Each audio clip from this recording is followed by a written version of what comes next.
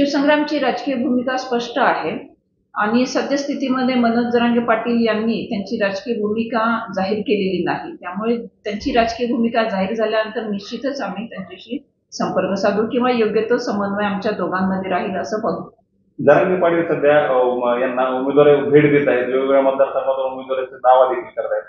अशा स्थितीत शिवसंग्रामकडून त्यांचा प्रस्ताव गेल्यास काय किंवा गेलाय पाठवलाय किंवा काय संदर्भात या संदर्भात शिवसंग्राम बीड विधानसभेमध्ये निवडणुकीची तयारी करत असल्यामुळे ही बाब त्यांच्या निदर्शनास नक्कीच आणून देण्यात येईल आणि आमची बीड विधानसभेवरची दावेदारी कशाच्या आधारे आहे हे देखील त्यांच्या पुढे स्पष्ट करण्यात येईल. नक्कीच राज्यात महायुती असेल किंवा महाविकास आघाडी आहे, तर हे दोघेही परस्परावर आरोप करतायत, परंतु आगामी निवडणुकीच्या दृष्टीने शिवसंग्राम स्वतंत्र लढणारे किंवा या मोठ्या पक्षांची युती होऊ शकते. शिवसंग्राम त्याचा स्वतःचा एक अजेंडा घेऊन पुढे जात आहे. त्यामुळे या अजेंड्याशी जे कोणी योग्य तो समतोल किंवा समन्वय राखतील त्यांच्यासोबत शिवसंग्राम जाऊ शकतं. मराठा आरक्षणावर काय भूमिका मांडणार आहात शिवसंग्राम? मराठा आरक्षणाच्या बाबतीमध्ये मेटे साहेबांनी सातत्याने भूमिका मांडलेली आहे. मराठा समाजाला ओबीसीतून आरक्षण देण्यात यावे, परंतु सद्यस्थितीमध्ये आपण जे बघतो आहोत की वैधानिक जी कोंडी झालेली आहे ती न होता कायद्याच्या कसोटीवर टिकणारं आरक्षण समाजाला मिळालं पाहिजे, ही आमची भूमिका आहे.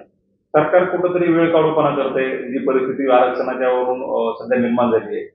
सरकार असेल किंवा विरोधक असेल, यातून मार्ग निघूच नाही आणि त्याच संभ्रमावस्थेत विधानसभा निवडणूक होवी अशी इच्छा दिसते या दोघांची. काय सांगा? खरे पाहिलं तर शासनाने म्हणजे आय एम नॉट रॉंग जानेवारीमध्ये ती अधिसूचना काढलेली आहे आणि त्या अधिसूचनेला एक निश्चित कालमर्यादा देखील होती. त्या कालमर्यादेच्या नंतर त्या अधिसूचनेवरती शासनाने काय भूमिका घेतलेली आहे आजपर्यंत स्पष्ट केलेलं नाही. वैधानिक कालमर्यादा संपल्यानंतर शासनाने निश्चितच ते समाजाला सांगायला पाहिजे होतं की या अधिसूचनेचं शासन काय करणार आहे किंवा काय करण्यात येत आहे, काय अडचणी आहेत. आणि याच्यासाठी मी असं म्हणेन की सर्व समाज घटकांना म्हणजे फक्त मराठा समाजातीलच नव्हे तर अन्य समाजातील समाज घटकांना देखील घेऊन, कायदे पंडितांना घेऊन आणि शासनातील उच्चपदस्थ या सगळ्यांनी बसून या प्रश्नावरती एक सांगोपांग किंवा साकल्याने चर्चा करायला हवी, ज्यातून मार्ग निघू शकेल.